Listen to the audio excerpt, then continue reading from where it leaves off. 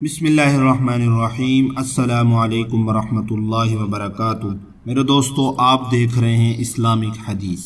آج میں آپ کے سامنے روزوں کے متعلق کچھ فضائل بیان کروں گا۔ میرے دوستو، روزہ رکھنا ایک بہت بڑی عبادت ہے۔ حدیث شریف میں اس کے بہت زیادہ فضائل کو بیان کیا گیا ہے۔ حضور صلی اللہ علیہ وسلم کا ارشاد ہے، فرمایا من صام رمضان ایمانا و احتسابا غفر له ما تقدم من ذنبی، کہ جو شخص ایمان کے ساتھ اور اخلاص کے ساتھ رمضان کے روزے رکھتا ہے، اس کے سابقہ جتنے بھی گناہ ہیں وہ اللہ رب العزت معاف فرما دیتے ہیں۔ اسی طرح فرمایا کہ روزہ رکھنا اللہ کو اتنا محبوب عمل ہے کہ حدیث مبارک میں آتا ہے کہ روزہ دار کے منہ کی بو جو معدہ خالی ہونے کی وجہ سے پیدا ہو جاتی ہے، اللہ کے نزدیک مشک سے بھی زیادہ پسندیدہ۔ اسی طرح ایک حدیث قدسی ہے جس کے اندر اللہ رب العزت ارشاد فرماتے ہیں، الصوم لی وانا اجزی بہ، کہ روزہ میرے لیے ہے اور اس کا بدلہ بھی میں خود ہی دوں گا۔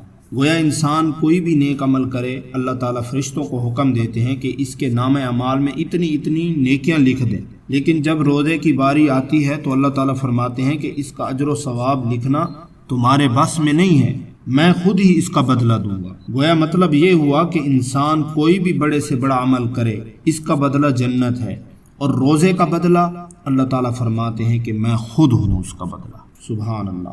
اسی طرح فرمایا کہ جب رمضان کا مہینہ شروع ہوتا ہے تو روزہ داروں کے لیے جنت کے دروازے کھول دیے جاتے ہیں، اور آپ نے فرمایا جنت کا ایک مخصوص دروازہ ہے جسے باب الریان کہا جاتا ہے، وہ خصوصی طور پر روزے داروں کے لیے ہے۔ اس میں سے روزہ داروں کو بلایا جائے گا، اور جو اس میں داخل ہو گیا پھر اس کو کبھی بھی پیاس نہیں لگے گی۔ اسی طرح فرمایا کہ روزہ دار کے لیے دو خوشیاں ہیں، ایک خوشی اس کو افطار کے وقت حاصل ہوتی ہے، اور دوسری خوشی اس وقت ملے گی جب وہ اپنے رب سے ملاقات کرے گا۔ سبحان اللہ، کتنی بڑی فضیلت ہے روزہ رکھنے کی۔